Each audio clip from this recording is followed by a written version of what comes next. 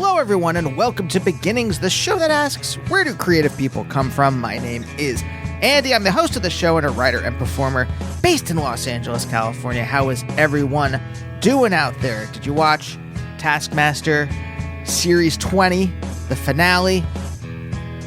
Naomi and I have been using Taskmaster to buoy our spirits in this decrepit world. And it's an hour of pure joy. We started when Mantzoukas was on. We're like, oh, what's this show? And we're drawn in. And then started watching every series we could get our hands on. And it's made this year somewhat tolerable. I'm worried about what happens when we run out of episodes. Because the world. Hey, how many emails from Jeffrey Epstein were released this week that give definitive proof to the fact that a cabal of pedophiles runs things? Who knew? Who knew QAnon? Look, I'm just kidding. But who knew QAnon would have the shape of things? Not the substance. I mean, the substance of their stuff is batshit nuts. But the shape of it seems to bear out with actual evidence. Insanity. Anyway, I got something else for you. If you're not watching Taskmaster, or maybe you are, I got another hour of relief for you, and that is today's episode, because today I am talking to Marc Hollander. And if you don't know who Marc is, I'm going to read you his bio right now. Born in Geneva, Switzerland, right after World War II, musician Marc Hollander was raised in Brussels and started the band Aksak Maboul in 1977, when producer Mark Moulin commissioned him to write and record an album for his label Kamikaze. Aksak Maboul was one of the handful of bands that was part of the exclusive rock and opposition movement, and they produced two brilliant albums before going on hiatus in the early 1980s. In 1980 itself, Mark founded Cram Discs, which over the last 45 years has been one of the most interesting and eclectic independent labels in the world, releasing music from bands and musicians like Tuxedo Moon, John Lurie, Fred Frith, Konono No. 1, and many, many more. In 2014, Mark ended the long Aksak Maboul hiatus by releasing the quote-unquote lost third album from the early 80s, and since then has made two further albums. Their latest, before Aksak Maboul, parentheses, Documents and Experiments 1969 to 1977, end parentheses, a collection that traces Mark's musical evolution from his first band at 19, Here and Now, up through the formation of Aksak Maboul, is out now, today, if you're listening to this the day this drops. And folks, it is a blast! This is great. Really enjoyed talking to Mark. I was, he's in Brussels. I'm here in Los Angeles, so I was Zooming to him, beginning of my day, end of his day. He had a long day. It was very nice of him to make some space to talk to me. There was a very interesting effect. As we were talking, the light in his place lessened and lessened until in the end, towards the end of the show, he was almost entirely shrouded in darkness. Gave a very spooky feeling to the talk. And considering we were talking about post-war Belgium, and I will admit I do harp a little too much. I'm like, so what was it like growing up after the war in Belgium? Because, well, folks, I'm a little apprehensive about what's going to exactly happen here in America and where we're headed. So you could see maybe why I might be interested in a historical analogy to perhaps what we're going through here. But anyway, one of the things I was really interested in, but that I kind of held back from asking Mark, and maybe if he's ever on again, I'll feel comfortable talking to him about this, but I've read a lot about some of the weird, spooky stuff that was going on in Belgium after the war, especially like in the 70s into the 80s. There's a lot of strange political stuff going on. There's something called the Brabant Killers, which were just this trio of murderers that went around just like killing people in supermarkets. There was a reign of terror, and they never found the people. And there's a lot of kind of parapolitical talk about what exactly was going on there. And nothing conclusive, just a lot of speculation. Then there was this guy, Marc Dutroux, who was a serial killer and a pedophile going around murdering people. And the stuff I've read makes it sound like all of that permeated the entire country and permeated the spirit of Belgium. I don't know how much of that is true. I don't know if that's just, you read the history of some place, they're not going to tell you all the boring stuff day to day. Like here, living through the imposition of fascism onto all of us here in America. Like the day to day at the moment. Yes, ICE is out there in Los Angeles kidnapping people. But unless they happen to be in my neighborhood when I'm there, I don't see them. And so the day to day is, at the moment, kind of regular. Except for the ominous feeling in the background. But what I was really interested in, and maybe what we can talk about in a future episode with Marc, is did that stuff permeate the culture? Or is it just that I'm reading this in a book or listening to a story about it on a podcast, and I'm just happy to hear stuff that happened like every once in a while, and so there wasn't a overwhelming feeling. Like, I wonder how much of that got into the music of the time, or into the art scene or the music scene. Anyway, big fan of Marc's music, big fan of Cram Discs. So this was an absolute pleasure to speak with Marc. Before we get into the show, coming up, hey, episode 700's coming up. That's a special one. In fact, I think I'm going to take a couple weeks off for Thanksgiving, and then we'll come back with episode 700. But also, I've been recording a lot of great episodes lately. Claire Rousey, that was wonderful. Cassie Carlson from Gorilla Toss, very cool talk. So stay tuned for those, but for now, let's talk to Marc.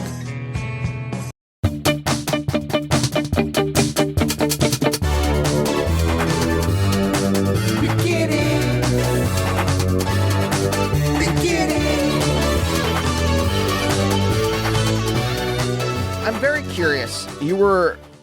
You're born in Brussels, ?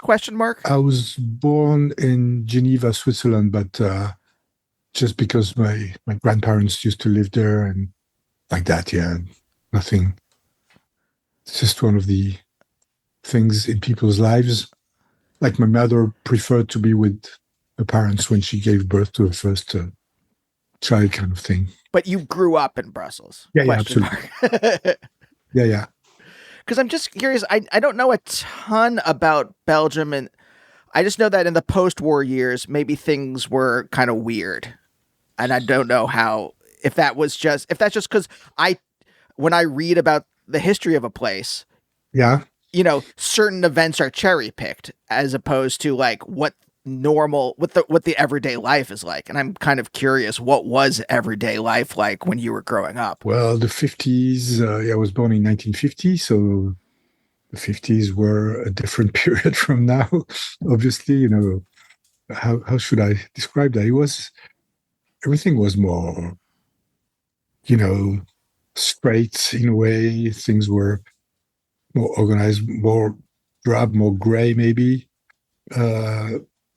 Maybe post-war has something to do with that, but maybe not. Maybe it's just the way the world was at the time, On one hand, there was optimism because the war was over and there was, material progress, comfort, different things, innovations happening. But it was pretty serious. The 60s didn't happen yet. People right. weren't,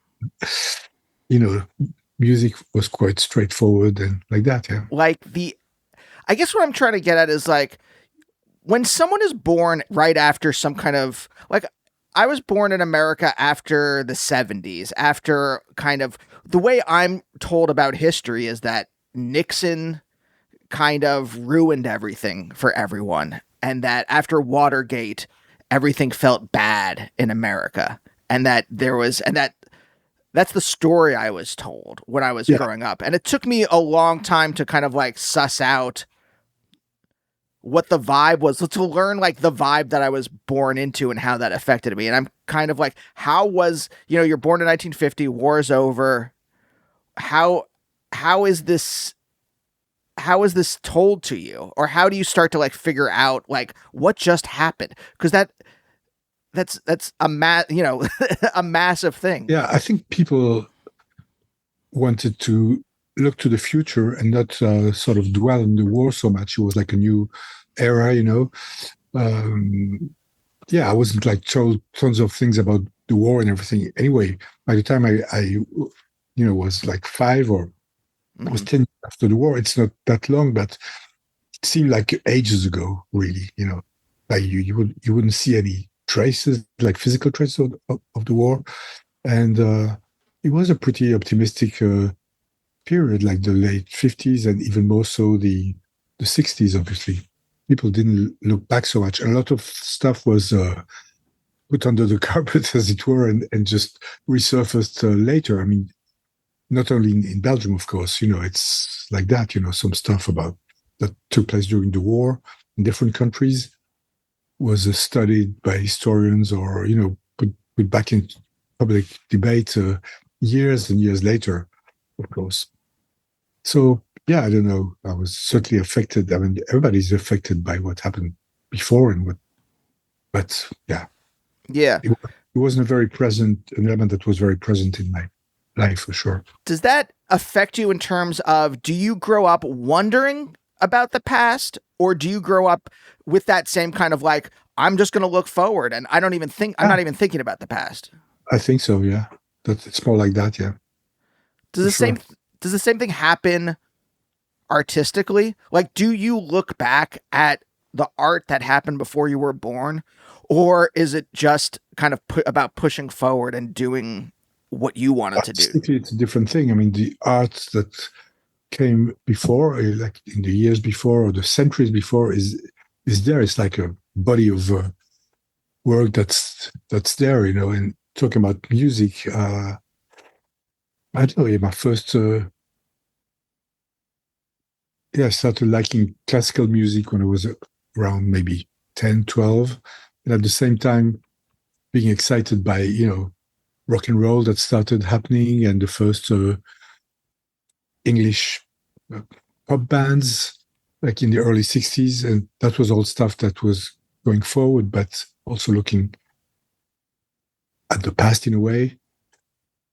And maybe more so when I was, let's say, around 14, 15, I started going back into the history of music and listening to a lot of early blues, like American acoustic black blues from, like Delta blues and stuff like that.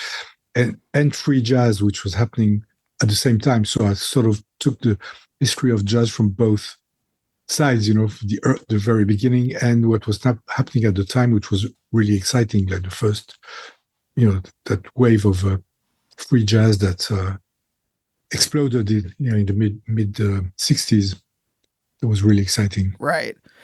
You're maybe the first generation where you start to get everything all at once. Like, music was given to me all at once from the 50s all the way up until the 90s into the 2000s as existing at once. And so it all kind of like just permeates your brain at the same time. Well, for me, in a way, there's an aspect like that, but also I was I lived through all the changes that took place since the early 60s, the mid 60s, the late 60s, where there were a number of revolutions in music that, radically changed things. And I witnessed them and I sort of really lived them. I get excited with new records that came out like every week, every 2 weeks. So it's different from when, as you say, you receive everything at once, especially with the internet. Everything's available, and with streaming platforms, although it's all disorganized and you don't know what's what. And, like many things on the net, the information is multiple and not. Anyway, so it's a different perspective. Like there are, for instance, artists that I was very excited with at first, and then I sort of I lost interest after a number of albums. I have a lot of examples of that. But for somebody who discovers the same artist like 10, 20, 30 years later, it's all there, and you don't necessarily judge it the same way. Maybe I'm not saying that the way I saw it is the right way. Of course, it's a function of your age also and what you go through in life and like that. For me, like certain bands or artists, I mean, after album 3 or 4 or 5, not interesting at all, or they lost it. You know, because I moved to something else, maybe, or maybe they did lose it, or maybe whatever. But somebody else who puts them all on the same, like it's an array of things that these people did, and they don't necessarily see the same difference that I see. Yeah, there's a certain way of engaging with either the world, either with history or art, where you can be very systematized about it. And I'm like, when I was younger, it was just like, okay, what is this artist I like? They've done 10 albums. I'm going to listen to them in order and try to figure out how these all fit together and all this stuff, versus kind of the way I listen to music now, where it's just like almost this undifferentiated bunch of stuff coming at me. And I'm not thinking about how it's situated in history. I'm not thinking how it's situated within the life of the artist. So like, did they make this album because they were under certain kind of economic pressures, or were they under certain kind of pressures from a record label or an executive or something like that? Or what was going on in their life? Were they going through a divorce? What was happening? Why did they make this? It's just stuff that comes at me now. And I think But I think it's maybe a less interesting way of listening to music, but I don't know. it can be systematic as you described it, with only with a number of things, because otherwise you spend your life doing that, and you can only do it with artists that you're really interested into or passionate about. But of course, there's always stuff that you will come to you and you listen to a track or two, you like them, or not enough to get into it, of course. So the other interesting thing that I could say about my musical self-education, if you like, is that when I was around maybe 15, 16, I started going to a record library, sort of Latin library in Brussels, where you could go and for a small amount of money you could like borrow like up to 10 LPs, which is way too much, way too many a week. So after school I would go there and fill my bag with loads of LPs, and I really learned a lot like that. And was one guy who worked there who pointed certain things directly to certain things, and it was everything, from, as I said, jazz, but only what was happening then and what happened at the very, very beginning. The middle I wasn't interested in at that time, but also non-Western music, like there was a collection of what I don't know what it would be called, a world music. It's a very stupid term, but you know, mostly at the time traditional music from Asia, Africa, or listen to a lot of stuff like that, and contemporary classical music. There was a lot of I got really into that, like serious electronic music from the 50s and 20th century composers, stuff like that. So it was pretty broad. And then the pop music, I would just more go and buy 7 inches or records when I could. That came. Are you engaging with this music in an intellectual way? Like, are you like, is it like, oh, this is interesting to me on this level? Is it an emotional engagement? Like, what is piquing your interest? Emotional. I mean, aesthetic. I was excited by the music. It made me dream, and it sparked my imagination, and it's opened worlds, if you like. Then, of course, you try to read some stuff and to understand what's what, but no, I wasn't studying it in an intellectual way. I was just excited by all the stuff I was discovering. Were your parents into any kind of art? Yes, moderately so. They were into classical music, and my mother bought a couple of Elvis Presley records in the late 50s, so she was into new things, but not much more than that. Yeah. But not like, was it a kind of artistic child? Like, did they take you to museums, or like, I guess I don't like, what was Brussels like in the post-war? Was there any destruction? I don't really know what other parts of, I mainly get taught about what happens in Russia, what happens in Germany, France, England. Of course, Brussels is a small country, stuck between bigger countries. And it's a very strange country, as you may know. It's it's a very new country. As an entity, it was only formed in 1830 because of geostrategic political things that happened, and it's a country that shouldn't have happened. Really, it glued together two populations that were quite different, like the northern Belgium part where they speak Flemish, so they're really in the Germanic world, and the southern part where they speak French, and they're part of the Latin world, if you like. The mentalities are different, and it evolved a lot because back in the 50s and before that, the ruling classes were French speaking, even in Flanders, like the bourgeoisie and the rich people and the people, the politicians, they all spoke French. They all were educated in French. There was no Flemish university until I don't know when exactly, but like Flemish was a patois, like stuff that low class speaking. That's how it was. And gradually the balance of power shifted economically, very slowly. The South relied a lot on things that didn't go well after a while, like coal mines and steel and stuff like that. And the North, in the cliches, it's a bit like in Italy, like the northern people are hardworking and law-abiding and God-worshipping citizens, and the southern people are a bunch of lazy drunkards, like in the imagination of the other ones. So, of course, it's not. These are horrible cliches, but the balance of power shifted, and the North became richer than the South, and there was a very long revenge taking place, which is still going on now. Like they and it's become like two nations, really, like two cultures. We don't really know what they're up to. They have their own TVs, their own newspapers, their own, personalities.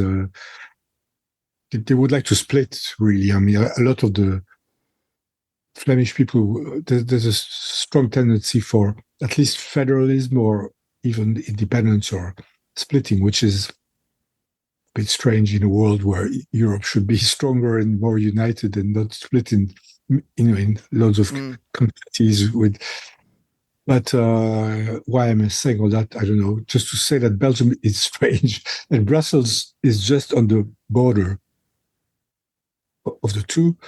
Brussels used to be Flemish centuries ago, and it's largely French-speaking since the centuries also. But it's like on the border between the north and south of Europe, between the Germanic and the Latin world.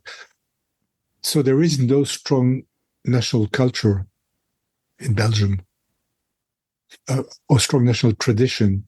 Also, there's certain modesty because we know we're a small country and we don't have a thing like over patriotism, or that we think we're the best and we're better than, like you guys have, the French, English, the Germans. Every big nation think the Japanese, even worse.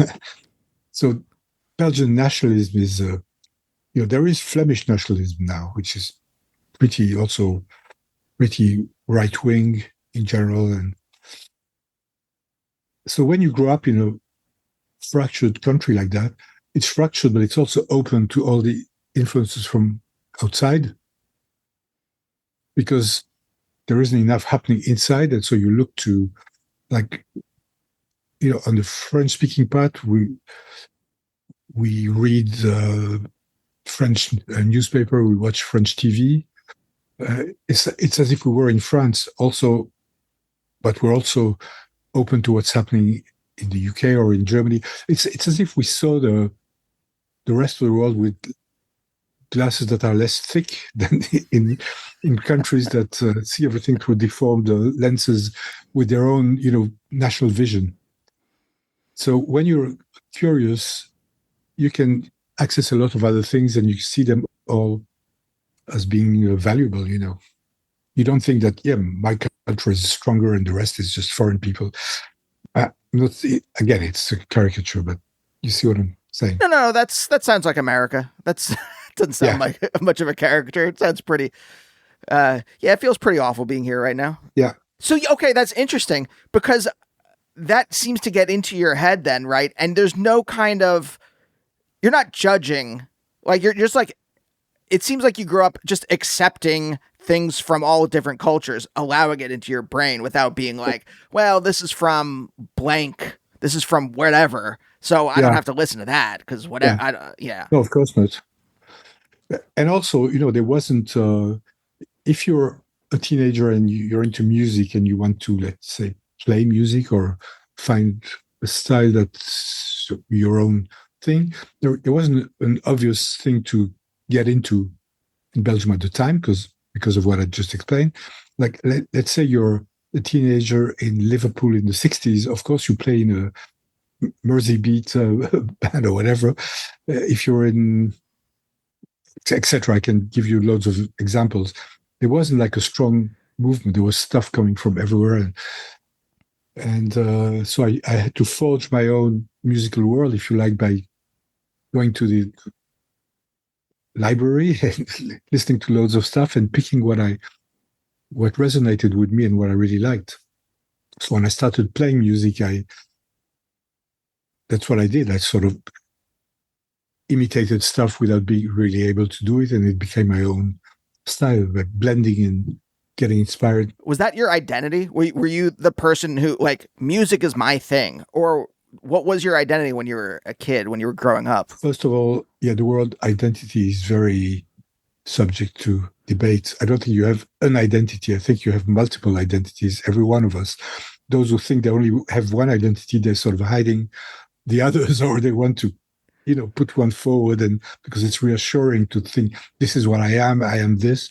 But we're all, sort of a mosaic of different things that we grew up with, like your history, your country, family, stuff that your generation, uh, your gender is, is this and not that, and um, loads of things. So, yeah, I didn't think I had one identity, but I was very much into music and into literature and arts in general. But music was something that, resonated with me. Of course, I Yeah. didn't think, okay, I'll be a musician. I didn't think that. I was into music and playing music, even like in high school, but I didn't think I would be doing that. I thought I would become an economist and go to the third world and work on helping saving the rest of the world that needed help. But Really? I got off that very quickly. Wait, what led you to think that? Like, was it just a moral position? Was it something where you're like, oh, this is a good job to have? No. Well, it's more, moral position. If you like. I mean, remember, we're talking about the mid to late 60s, where a lot of.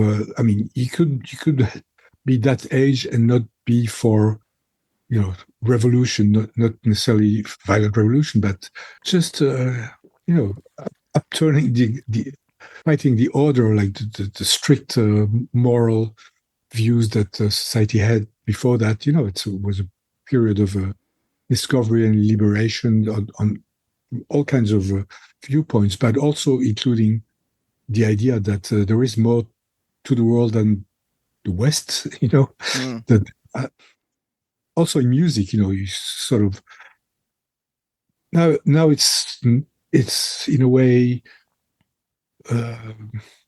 not seen very favorably always that white people in the West appropriate music from the third world and or not give credit to it, or get inspired by, or play music that's inspired by African music. But at the time it was the opposite. It was like thinking, hey, what we were told, there's more than to the world than that. It's not that there is high art, which is European classical music, and then the rest is, just savages beating on drums in Africa.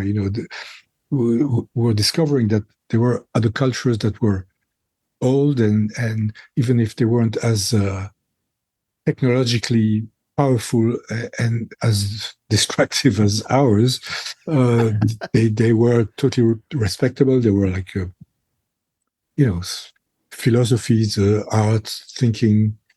Uh, you know what I mean.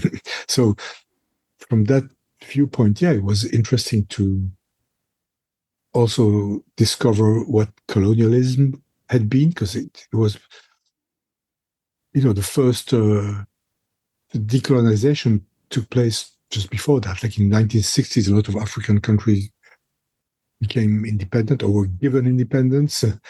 It was really fresh, Right. etc., etc. No, like no, I'm because I going to think tell you the whole history of the 50s, 60s, and 70s. I'm no, just no, explaining that at that time I was thinking that it would be good maybe to do something, uh, you know, worthy and to do something that helps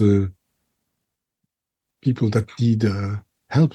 yeah, no. It's interesting because I mean, Congo breaks away or is quote unquote somehow given independence, and I mean, Yeah, yeah, obviously that doesn't turn out great, but around this time, and I've been thinking a lot in the last 5 years about how like my dreams and desires were born in an America that had this kind of like how do I even characterize this? Just the future was there, and you could do whatever you want, and everything was going to be the same. Like the '90s was just kind of this kind of like mushy miasma that was like, hey, we're just going to keep going on like this forever.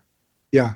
And then there was a paradigm shift as capitalism started to it's capitalism if it's a thing, but you know what I mean, right? As the capital class started to lose profits and they had Yeah. to figure out new ways to make money, and then the the bear trap starts closing in on more and more people. You start to like the dreams for the next generation aren't just like, oh, you can do whatever you want. The next generation is like, oh, I just want to have a job where I can like pay my bills, right? And now, For sure. yeah. And so I do think talking about this stuff is interesting in how the political and social situation gives rise to whatever your dreams and desires are, right? And I because even though the world situation has changed, my desires and dreams haven't. And it's very difficult to try to adjust to this new world we live in, especially here in America, as like fascism is really uh, closing in. Yeah. So to think like, oh, when you were younger, you're like, oh, well, maybe this is what I want to do. Maybe I want to go into these countries that are being decolonized and like do something. But also like, do I really want to do that? Well, in general, at the time, as you said, it seems like everything was possible. Not that it would go on as it was, like you said, in the mushy miasma of the 90s, but even more, like something even more dynamic and optimistic. Like it would keep not being as it was, but it would keep going places we hadn't dreamt of, and would keep, developing and be always better and more exciting and like that, but it didn't happen like that, of course. Even in the 70s, it started. I mean, you were talking about the 70s earlier.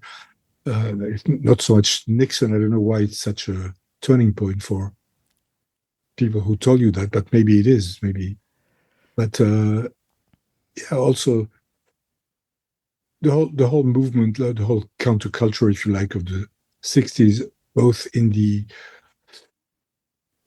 political and sort of lifestyle aspects, started going a bit stale in the 70s. If you look at music also, where you look at it all became more commercial and more stale and less inventive. And that's why punk arrived also, because it was all, sort of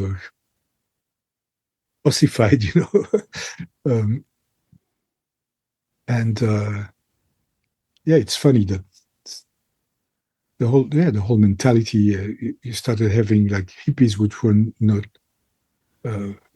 into flower power, but into guns and drug dealing, Right. stuff. The whole thing shifted and became like a bit like a bad dream where the colors start changing.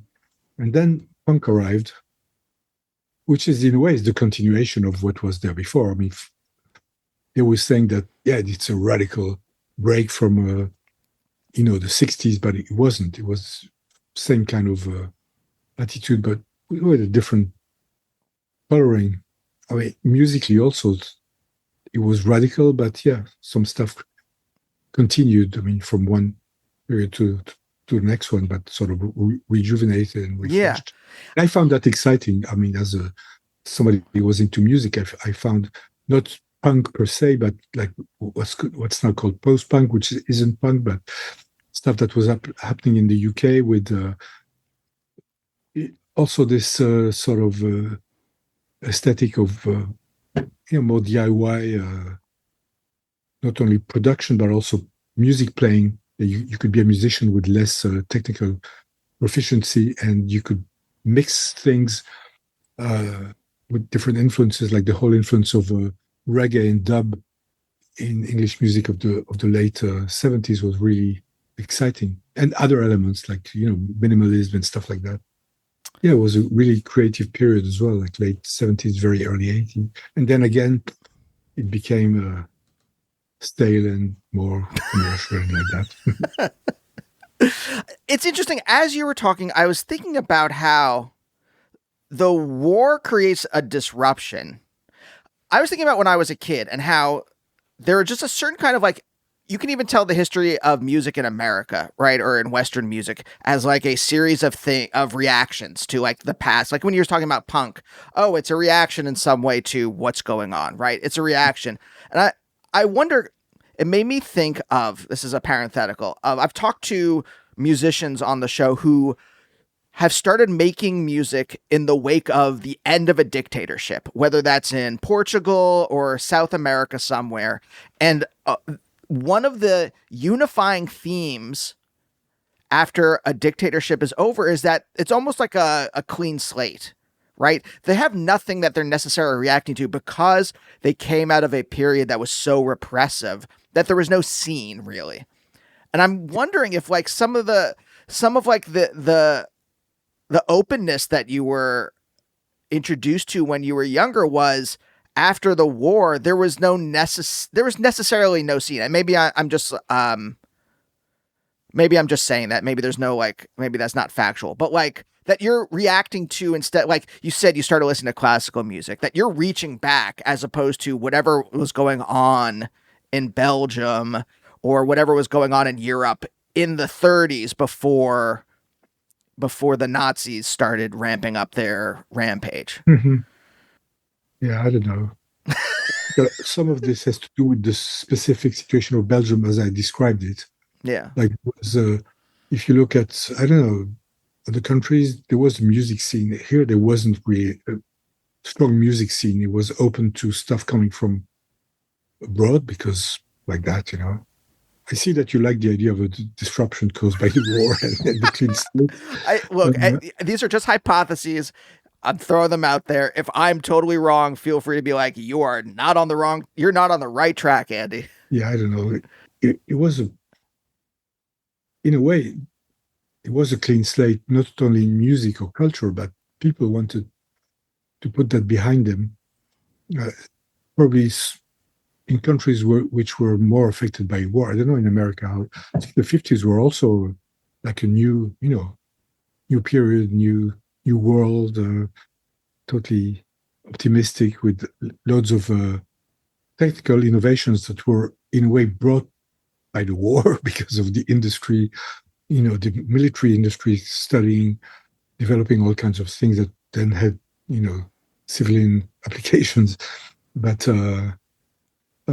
people, just didn't necessarily want to dwell on that. It was over. They were happy to get on with their life or start their life, depending on the age they were.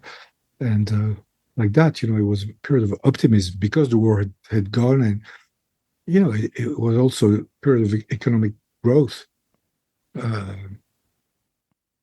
of course, much more so in Germany, which is again a different story because of what happened there during the war. But yeah, what they called the economic miracle, the Wirtschaftswunder. It was a new wave band that took that name in the 80s.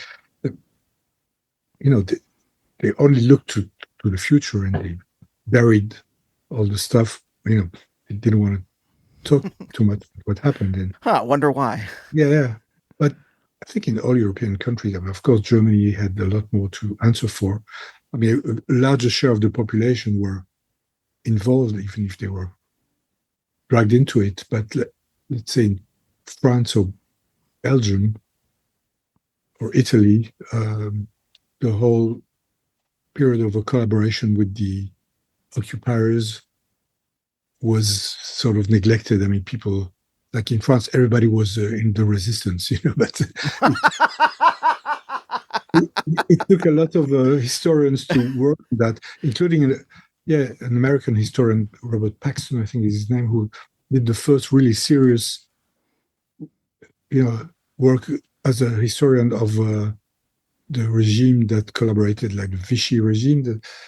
And it only, I don't know what it, I think the 70s was where a lot of things just came to the surface. It's also due to the atmosphere of the 60s where, a lot of barriers and repressions and taboos were sort of broken down. But in the 70s, this is when you had also, I think, the first TV series in America about slavery, isn't it? Yeah, Roots. Roots, things about the Holocaust, like what happened to the Jews, about the collaboration in France and stuff like that. That's the period when people started like lifting the carpet and seeing what was pushed under it. Yeah, I guess I'm harping on it a little bit, maybe just because of America is turning into that at the moment. Yeah. And I'm really interested in just how you make art, how one makes art, not you specifically, but how one makes art in a world like this, or how one is, and I think you kind of said this pretty directly, but just like coming out of that space, like, I don't know about in it, right? You weren't alive then, but like coming out of it, you're just like, everything's open. I remember I interviewed Terry Riley a couple years ago, and he was talking about that it felt like a celebration almost. And I'm paraphrasing, this is not his exact words, but like coming out of all that, making art felt like a celebration in some way. But yeah, it's different for people who had witnessed the war or lived through the war, even as a child, and it was over, and then it's a celebration, a celebratory atmosphere arrived. But for me, it's different. I was born like 5 years after the war, and you couldn't tell. I knew that there had been a war, but for me, it's hard to figure out that 5 years before there was a war and the country was occupied, etc., etc. It's just hard to. Of course, my first memories are more like when I was like 3 or 4. I can't just make it fit, like living in a comfortable environment in Brussels. You just couldn't. Just doesn't add up in a way. Right. Yeah, I didn't feel the weight of that so much. I didn't feel that, wow, we've just come out of a horrible thing. I knew it had been there, and nobody was hiding it from me. But it was more like, okay, onwards, to the future, and everything's possible. I mean, what were your parents like when you were growing up? What did they do for a living? What were their personalities? It gets too difficult to describe. I don't know. Yeah, they were trying to. They'd gone through a lot of stuff during the war, so they were trying to build a family and look towards the future and not get stuck in that. What we're doing for a living, I don't know. My father was some sort of businessman, if you like. Yeah, these people who do stuff and you don't always know what, but like that. Yeah. Yeah. That's how I described my dad when I was growing up. I'm just like a business guy. He had a briefcase. Exactly.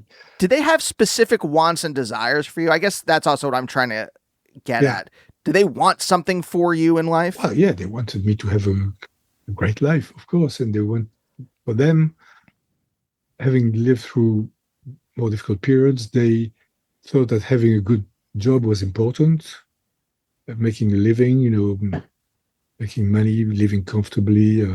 Like that was for everybody. I think most people, except people who had like an intellectual occupation or people who were for whom let's say art or studying something is the key thing. But for them, it was more like having a good, comfortable life, good job that wasn't too horrible, and good hobbies, vacation. I don't know, like most people now. Actually, this is what people want. Most people, and for me, like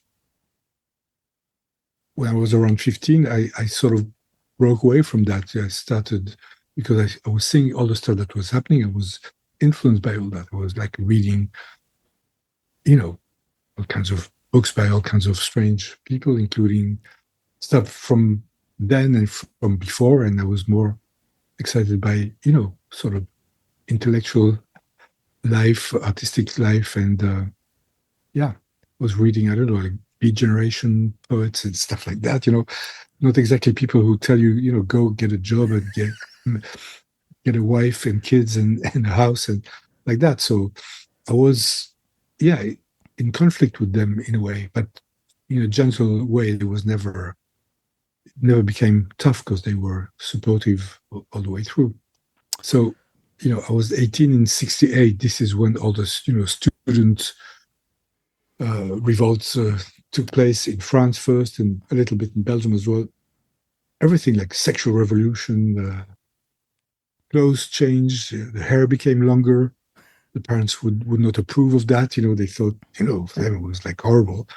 Especially my father, who was a bit more conventional, if you like.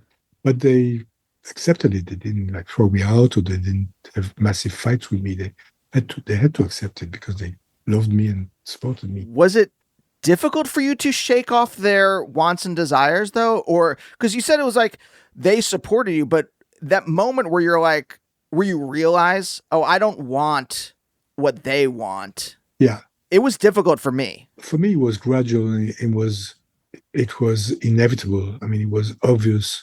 I was living more like in the world of what I was seeing outside of my home, and reading and listening and concerts I was going to and stuff like that. From maybe age 17, I started taking trips to London to see loads of bands in pubs and like that, or going to Amsterdam and going to a bookshop that sold stuff that I couldn't find here. And I was more living in that than in their world. So it was obvious that I couldn't do something else. So I think the idea to go to university and study economics was in a way partly to do with their idea that economics sounds like something serious, where maybe you can make a living from that, even if you decide to go and be an economist in the third world. It was a way to combine both aspirations, if you like.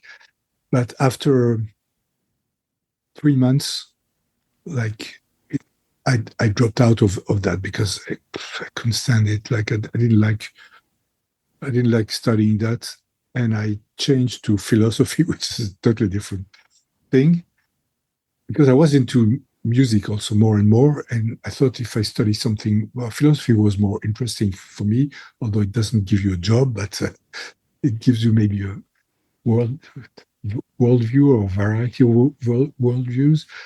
And then I continue with that, and I started, I started my first band when I was 19, while continuing to study, but it was less demanding in a way. Yeah, I mean, you're describing like if you had condensed my 20s into the space of like a year, because I studied philosophy. I was a philosophy professor because I thought that would satisfy my parents' desires. And also, well, I studying philosophy. I'm doing something interesting. Right. When were you born? 1979. Okay. Yeah, and after that, philosophy wasn't a great philosophy department in Brussels. It was pretty old-fashioned, and so after 2 years, I switched to. There was I don't know what you call it in the American system, but like a master's, if you like. Today they also call it master. A master in like journalism and social communication, whatever it means. And it was something you could take when you had done like a bachelor in something else, like sociology or anything. So I moved to that because it was even less work and I was more into music. So I did that and I graduated from that. I mean, talk to me a little bit about it seems as you're like kind of leaving this world of your parents, you're like, well, I'll move to philosophy. Now I'll move to journalism. Now, you know, as I fade out of that world and fade into making music, I'm kind of curious. I'm almost always curious about this moment where you go from being someone who appreciates art to someone who wants to make their own art. Because that doesn't happen in everyone, right? There are plenty of people who appreciate whatever that never go to make their own. Fortunately, otherwise artists wouldn't have an audience. And it becomes a bit like that. You know, today there's more people doing art than people consuming art or paying for art or music, for instance. But there's a number of factors that explain that. Yeah, when and how did it happen? I don't know. I was into music. So, you know, I told you I started my first band when I was in high school, and I didn't think I would do it permanently. And even after when I was in university, I did quite. Do you know that we're putting out this record? Did Stephanie tell you about that? Yeah, it's great. So because that's exactly that period. It's you know, because my project is called Aksak Mabul. It started in 1977. Mm-hmm. Then it sort of went into hiatus for 30 years because I started the Crumb Disc label and I was busy with other things. And then I sort of revived it sort of 10 years ago, and we're doing new albums now. But now this one is called Aksak Mabul before Aksak Mabul. So it's like the 8 years that preceded my first record, really. So it's a bunch of different things that I've done. This first band that I founded with a bunch of people, and then all kinds of experiments and collaborations with different people. So that's exactly these years, 69 is that first band that almost had a career, but didn't in the end because we sort of weren't so interested. But when I encountered your music, this has to be decades ago. Okay. It was, it's part of this like learning about the history. When I was a kid, right? I suddenly encounter music that I'm like indie rock in the 90s, where it just like blows my mind. And I'm like, you can do this? You can make art like this? The 90s were this period for me of opening up, where like suddenly film, like indie film becomes big. And I grew up in the suburbs of Pennsylvania where you had to really search things out, right? This is kind of pre-internet. It was like Belgium. Yeah. In the 60s. Yeah. You had to do investigative work to find these things. And so suddenly something like opens up your brain and you're like, oh, wait, you can do this? You can do this with film. You can do this with music. And you start to go back. And I just remember there's so like your music, Henry Cow, like finding all these other bands. Right. And I'm just like, oh my God, you can do this? This is open to you? And so that, that's why I'm curious about, I think I think that we have talked about that and got into that. And what I'm curious about for you though, is this moment where you choose, you're like, oh, I want to do this, or I want to make this for a living. And not even if for a living maybe is a little too, but like, I want to do this. This is my life. Yeah, this means something. This is meaningful to me. And to make this music is a meaningful activity in this world. I'm curious about those moments in people's lives. There isn't like one revelation, like one moment of illumination. It was a gradual thing. I was listening to a lot of music as a teenager. I mean, as I told you, from age 12, 13, bunch of different things. And it was always there, and more of it. When like English bands like the Yardbirds happens, which came from sort of Chicago blues background, but became something totally different with Jeff Beck's like Eastern sounding guitar solos. I mean, it's like that. You can really do this. You can do this with the guitar. You can sound like Ravi Shankar in an English pop band. And I would go. There was like on my way to school, there was a supermarket where they had a small record division, and you had like turntables with, it wasn't headphones, there was like two telephones that you put to your ears, and you could listen to records that you put yourself, and you ruined them by doing so. And I would go and listen to the guitar solo in the Shapes of Things like 10 times in a row, and then I would put the record back and go to school or go home. It was after school, more likely. So, and living through these changes was like really exciting. Of course, because I was that age also, so everything is more lively or exciting. But it was, I think anybody will agree that it was a very exciting period in music, going from what was current in 64 to 1969. It was like, wow, so many different innovations. Also in jazz, like, okay, free jazz was exciting, but when like the first Miles Davis, the electric Miles Davis records came, first couple, that was like also super exciting. And that's an example of, after the third one, I didn't listen to it again. I was onto something else. I thought, it's repetitive. It's not, doesn't bring me the same excitement anymore. So yeah, it was always there, and it was exciting to live through that period and to see new records coming out and new innovations in sound and form and like that. I mean, you said there was like a series of, it wasn't like one like epiphany that just happened. Yeah. But was there a moment where you like realized, oh, I'm doing, this is it. This is what I'm doing? It's hard to say. It's too long ago. No, I'm joking. Well, yeah, putting together this record, yeah, that was fun to do. It's all like old tapes and bits of stuff that I knew were there, some I didn't know were there. But yeah, that's probably the moment. That band that was called Here and Now, not the English band that had the same name a few years later, but that was super exciting.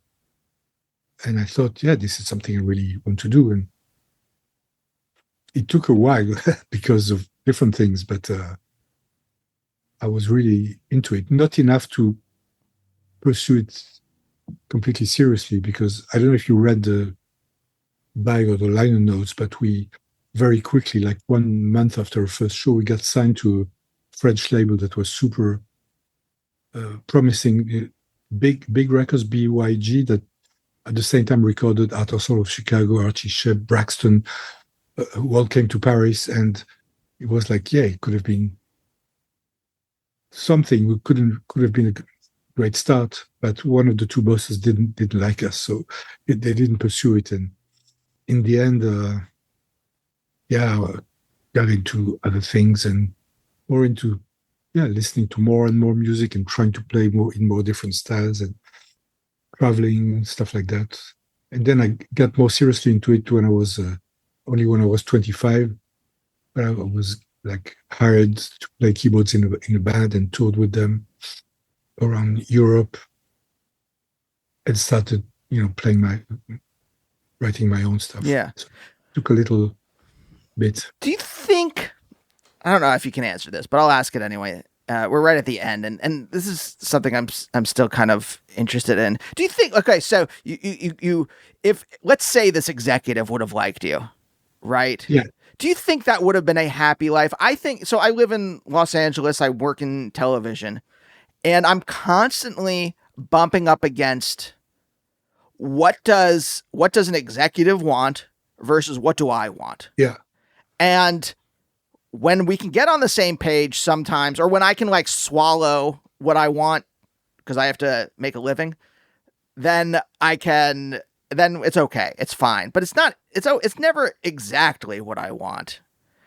Like, do you think you would have been happy, or do you think you could have? Well, it wasn't that kind of thing. It was like a record company that sort of tries to, influence their artists to do commercial records. It was like experimental jazz label, and if we'd done that record, other things would have followed or not. It's really hard to say, but it's like that. We haven't done it, and the same thing happened later. The third acceptable record is a record that stayed on the shelf for 30 years. It came out 10 years ago as Ex-Future album. It's tracks that we did with Veronique, who's my wife and was my girlfriend already back then. And we were trying to do a pop record, but it was too weird to be a pop record. And we thought this could be a pop record like in France or like that. And we went to see record companies and they just didn't get it. And we regretted that. Maybe she regretted it more than I did because I was busy with the label by that time. But then when we put it out 30 years later, it was received as something really unique and, like a message from the past, but that wasn't from the past. And I was thinking and telling her also, look, if we had really put that record out and maybe we put a second one out, and maybe it wouldn't have been successful and it would be gone and over and in the past. And now this thing that was sitting there for 30 years has become a source of excitement and joy and opportunities. And we formed a band, which was at all in our plans, and we started touring again like 10 years ago, something I wouldn't have dreamt of. So yeah, you can't say that you've missed an opportunity or not, It's hard to, in my case, it's hard to say. I don't regret not having released the record on Big. And also I know you're at the end, but not to be in the situation that you described, that I found my own label. I mean, that was the only way to go after doing a first record with a small subsidiary of a label and having to go and buy records from them and send them to Chris Cutler from Henry Cow, who you mentioned, who I gave him a record after a show because I was a fan and he had this mail order. I had to go and buy my own records and send them. And for the next record, I said, okay, I'll buy. And that was the period also, like late 70s. It's like you said, what, you can do that? You can do your own label? Yes, you can do your own label. And it's in a very DIY fashion. And that's it. Marc, that seems like a great place to end. Thank you so much for joining me. I really appreciate it. Thanks. It was really pleasant and interesting. And we'll see you next time. Bye. Bye, oh bye, oh bye, oh bye.